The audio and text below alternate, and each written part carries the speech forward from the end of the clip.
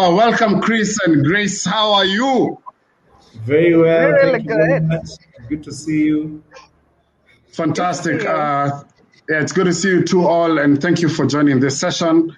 Again, I'm very privileged to have both of you here. Maybe Grace, you can start just by quickly telling us a little about Atara Solutions. So Atara Solutions is an HR consulting firm. However, today I'm in the capacity of Get It Right with Atara Solutions. Okay. I am a woman with many caps, and one of them is demystifying issues that are faced by entrepreneurs and employees. And that is what brings me here. We run a program every Tuesday from 8 p.m. to 9 p.m. on Zoom, where we actually host different entrepreneurs who tell us how it has been. We also have different experts who join us to educate us on matters running a business successfully. So we cover everything from mental health to entrepreneurs who share with us their journey. We cover strategies. We cover everything that affects business because, most of us, the Bible says, my people shall perish for lack of knowledge. Or ignorance has no defense. So that's true. Yes. Well, the first one is in the Bible. The second one is not. Chris, tell us a little about Wild and what you do at Wild. So thank you very much, Amani. We are very delighted and excited to be here today. Wild International is one of the leading SME strategy experts in the country. We are definitely the people to go to when you want to build a new strategy for your business. When you're looking for business coaching, when you're looking for strategy consultants, you come to us. We have been part of the wonderful history of the Sandbox, being the company that gave birth and rise to the Sandbox. So we are excited to be here today, and we're really looking forward to having a great conversation. Wild also looks at itself as an ecosystem player, right alongside many other organizations that are working to support SMEs. So we work with banks, we work with insurance companies, we work with development partners such as the International Trade Center, just to be able to support SMEs and help them to be able to grow. So we are here and happy to be here. Fantastic. Thank you very much, Grace and Chris. Chris, I was expecting you to also quote a Bible verse, but we'll get back to that at another time. I'm going to start with a very simple question. The CAS in her speech talked about the failure rate of SMEs. And it's for people who've done research on how SMEs are in this country, it's a well-known fact that it's true. 75 of these SMEs die within the first 3 years of inception. And I'm wondering, is there a link between the the leader in the SME and the failure of the SME? Is there a link between maybe the management skills, the leadership skills that I have, and whether this was, ladies first?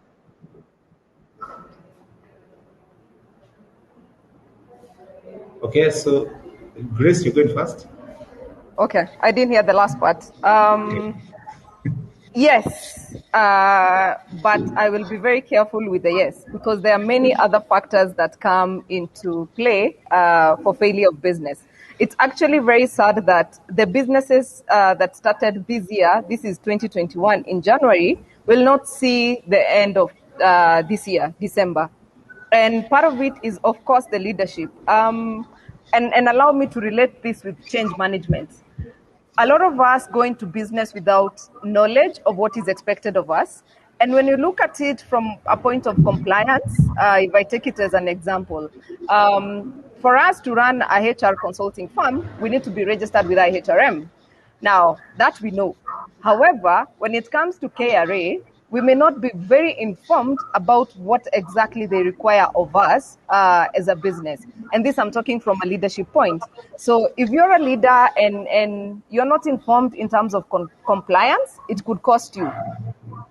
because of taxes, because of registration even. I have a couple of friends who are not even able to register limited companies because they are scared of what that means in Kenya.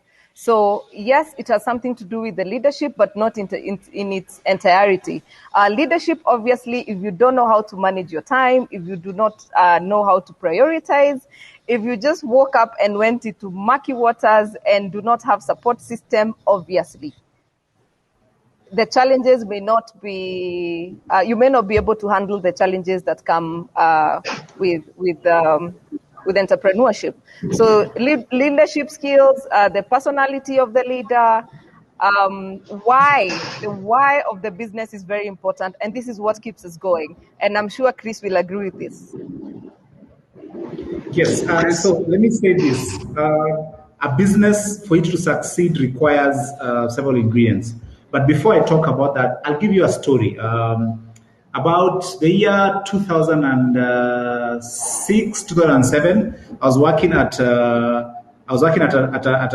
company that was based at the NSSF building on Community, and I used to park my car right outside the SDA. So if you know Nairobi, that basically means it was a street side parking, and there was a gentleman there who used to take care of our cars the whole day, and he would also polish our shoes. Now, this guy used to ask me, Chris, can you give me your car to use as a taxi? And I will tell him, no, I can't give you my car to use as a taxi. But when I get money, I'll buy a car and then you can use it as a taxi. Anyway, so the long story, to be cut very short, is that I met this gentleman around 2014. That was several years after I'd left that place. And I kid you not, the guy already had now 2 taxis that he was operating. And he then became my go-to taxi driver when I was going to the airport or when I was going out of Nairobi. And that story for me tells me about the personality of an entrepreneur that works, that actually is able to build resilient and successful businesses. And they are there. When you look at it, you look around at you, you'll always notice that there's always that one entrepreneur or that one business owner who has certain criteria in them. They sort of have discipline, they sort of have hard work, they have resilience, they have a measure of understanding customer needs. Because this gentleman would polish my shoes, wash the car, take care of it, and in the evening when you come, you'd give him the money, and he would save that money. And eventually he became a taxi driver, and he owned not one, but 2 other taxis. So there's a personality of an entrepreneur that works and is able to actually succeed in business. And we see this across different industries. But beyond the personality of the entrepreneur that works, there's the big in terms of the value proposition that you give to your customer. That will also determine whether you succeed or fail. And the third thing is obviously the environment. If you start a business today and somebody else starts a similar business in, say, a country like Somali, you're not going to experience the same level of success or the same level of progress because definitely the business environment has something to do with how you will succeed or not succeed. Back to you. Thank you for those highlights, and thank you for such a wonderful story. That's such an inspiring story about the taxi driver now, before shoe shiner. Yeah, exactly. I have a question for you, and I think Grace has dropped off. I hope she's able to join us back. But Chris, we hear this thing about 81% of all employment opportunities are from SMEs. We hear this conversation about the importance of SMEs pushing the economy or growing the economy. But we're in a culture that does not encourage SMEs to shout about themselves. We're in a culture that does not encourage SMEs to talk about. In fact, we're in a shame culture. In Kenya, there's something we say, kujaribu tu, usually in normal Ninasukuma. And exactly, we don't want to say what we're doing. We don't want to say how we are succeeding. We also don't want to, talk about our businesses. And exactly, tunasukuma, no kogeria in some languages. And I want to ask, Should SMEs be shouting about themselves? And should they be amplifying their voices? Is that the right thing to do? And if so, how can they be effective at doing it? Let me tell you, if you are an SME, you need to go to the top of KICC or you need to go to the top of Times Tower and shout about what you're doing so that anyone who hears will be able to say, wow, this is the company that I want to work with. This thing about being humble, being modest, I don't want to be number one. I'm okay. I'm just part of the class. They normally say I was part of the team that led to the success. No, you're the team leader. You're the guy who brought it to be, and we have to keep reminding ourselves, man, that we are doing something that is very hard. We're doing something that is very difficult. And guess what? Nobody's going to celebrate you. You have to big up yourself. And there's even counter narrative. You have to fake it till you make it. You have to act it till you be it. You have to go there and tell the customer that we can do this for you. In fact, when we were starting our businesses, we used to debate, do I call myself the CEO or do I call myself the marketing manager? And we used to have two business cards. One is CEO, the other one is business development manager. Just depending on who you meet, because sometimes you want the company to look bigger than you are. So, you say, you know what, I'm going to consult my CEO and come back to you with a better proposal. I'm just the business manager. But sometimes you say, you know what, I'm the CEO of this company, I can make the deal. So you have to big up yourself. And definitely one of the ways to do that today, digital technology is your friend. Today we are on this platform. I can see we have more than 200 viewers online. I've seen people chatting on the panel, discuss and talking and saying what they're doing. Digital is our friend. So Facebook is there for you. Twitter, Instagram, WhatsApp. Find a way how to Find a way on how to position yourself and to put yourself on the platform. One of our experts at the Sandbox, who is in charge of PR, normally says that a long time ago you used to have to write KBC or radio something, a lot of money to be able to feature you. Today, you have your own handle and nobody's charging you to feature yourself, So speak. It's a free channel. Speak. That's what I have to say. And, oh yes, let me just throw in this there. We have a wonderful partnership at Wild International with Facebook, and that partnership allows you to learn how to use Boost with Facebook tools so that you can be able to highlight and to grow your business. That training is available free of charge. We've been running it for the last 2 years. We've trained more than 8,000 businesses. This year, our goal is to train 6,000 businesses and put them online and help them to be able to use Facebook tools to highlight and to connect with new customers. And we're able to do it. How can I join this training again, Chris?